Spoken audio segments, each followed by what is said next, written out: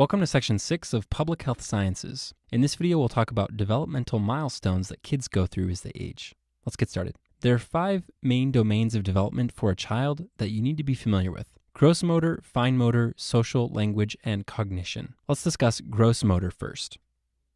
Some people like to use mnemonics to memorize these milestones, but I find it's easier to just think through them logically. The order of these milestones is usually pretty intuitive. For instance, you gotta walk before you can run. The gross motor milestones are probably easiest to memorize, and I've listed them here. Children start by first lifting their heads around 1 month of age. Then at around 4 months, they start rolling over. 2 months after that, they can sit up unsupported, and then crawl, stand, and walk, each occurring at roughly 2-month intervals. You'll notice that the early milestones generally occur a few months apart, and once they learn to walk at around 1 year of age, there's a year between running, riding a tricycle, and hopping on one foot.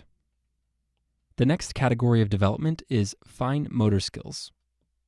These are slightly more complex than gross motor skills. You can see that we've listed them here. The progression in these activities generally follow a pattern of increasing dexterity. You may be able to find more detailed lists of milestones, but you can really get into the weeds with fine motor skills, so I've included the ones I think are most important here. Looking at things is pretty basic, so it makes sense that eyes tracking objects comes first at 2 months, passing objects from hand to hand at 6 months, and pincer grasp at around 10 months, which is then followed by pointing at 1 year. A helpful trick to remember the number of blocks children can stack is to multiply their age in years by 3. It may seem ridiculous to know how many blocks kids should be able to stack, but this stuff actually shows up on exams. So using the formula, we could deduce that, for example, a 3-year-old child should be able to stack 9 blocks because 3 times 3 equals 9. Using cutlery comes at around 20 months, and then there's a hierarchy of shapes that are easy to copy and hard to copy that progress each year starting at age 2. It begins with a line, then progresses to circle, cross, and square. You may also find lists with triangles and diamonds, but just know that these come after age 5. Finally, kids begin to develop the ability to manipulate buttons and zippers at around age 5. All right, let's do a quick practice question to review some of these milestones before moving on.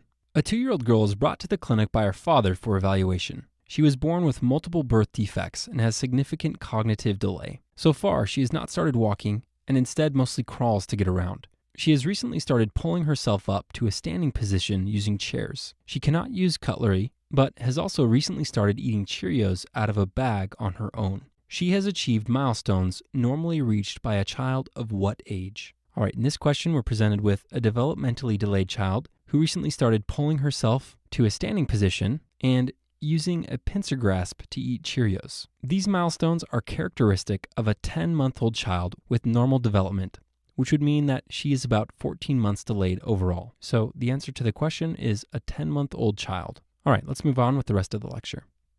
Let's continue by discussing social skills.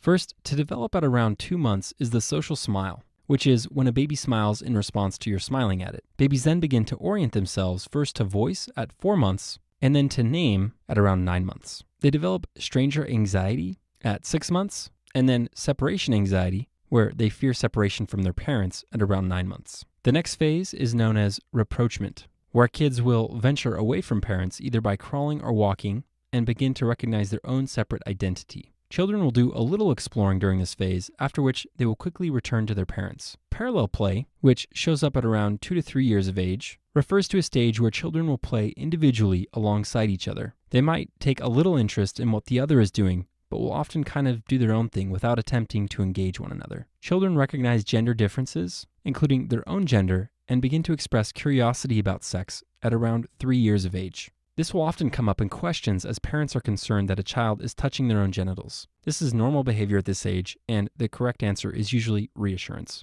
It's around this time that children are comfortable spending part of the day separated from their mother. And finally, at around age 4, children will begin to develop friendships and will often have imaginary friends.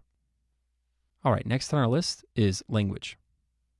Language follows a natural progression. Babies begin by babbling at around 4 to 6 months and begin to repeat simple sounds that they hear, such as mama and dada, at 10 months. Children should be able to say 10 words at 1 year and 200 or so words by age 2. It's not until 2 years of age that parents understand more of what they're trying to communicate, and they can communicate using 2-word sentences. By 3 years, strangers should begin to be able to understand some of what they're saying, often around 3/4 of it. and children begin to be able to tell simple stories by age 4. As with all developmental milestones, there's quite a bit of leeway here, and there are charts with slightly different timelines, but these are the rough contours you'll need to know for step 1. The final domain on our list concerns milestones of cognition.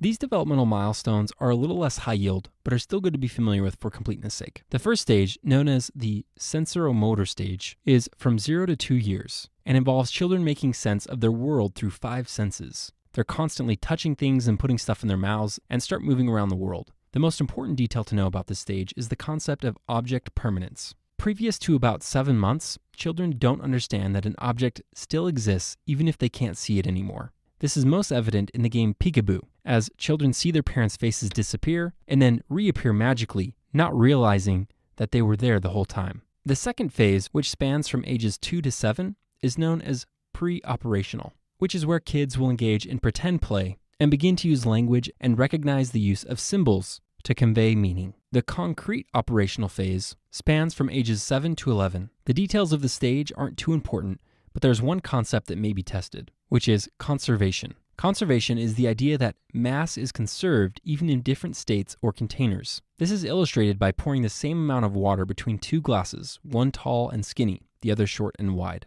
Before developing an understanding of conservation, kids will think that the tall, skinny glass has more water in it because the water is taller in the glass, when in fact, the amount of water obviously doesn't change depending on which glass it's in. The last stage, reached around age 12, is known as the formal operational phase, and is essentially when a child begins to reason like an adult. Okay, now that we've covered all of the information, let's do some practice questions. A mother brings her 17-month-old son to the clinic for a routine checkup. In the office, you observe him mostly crawling around, occasionally pulling himself upright while hanging onto chairs on the examination table. You observe him happily playing with and stacking some blocks. He points to things around the room to show his mom, exclaiming, "Mama, look!" but won't talk to you and runs to his mother when you try to engage with him. What is the most likely diagnosis? A. Fine motor developmental delay. B. Gross motor developmental delay. C. Normal development. Or D. Language developmental delay. All right, this question is pretty straightforward, but also fairly typical of what you might see on step 1. It should be pretty easy to see that this child is on track and is meeting all of his developmental milestones. He's able to stack some blocks, say a few words,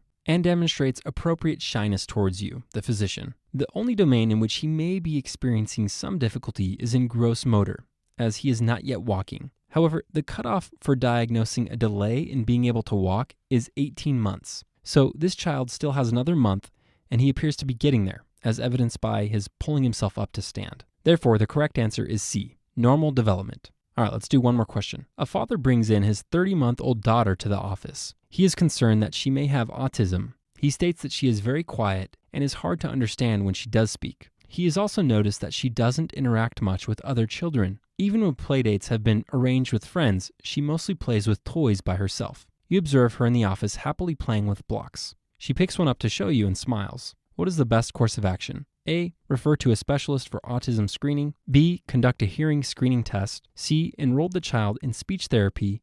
Or D. Reassurance. All right, the child presented in this case appears to have a language delay, as she isn't speaking much and is difficult to understand. She doesn't appear delayed in other domains, as she plays with blocks, and the father's description of her playing behavior seems to describe parallel play, which is appropriate for her age. In patients such as this, it's important to screen them for hearing difficulties before initiating any intervention. Because hearing and speech appear to be the only thing this child has difficulty with, a hearing screening test would be a reasonable place to start. So the correct answer is B. Conduct a hearing screening test. A is incorrect because autism is unlikely given the child's interaction with the physician in the office, where she responds appropriately to social interaction. C is incorrect because although she may indeed need speech therapy, it's important to conduct a hearing screening first to determine whether she has any hearing deficits that could be causing her speech issues. D would also be inappropriate given this patient does have a significant language delay. So again, the correct answer is B. Conduct a hearing screening test.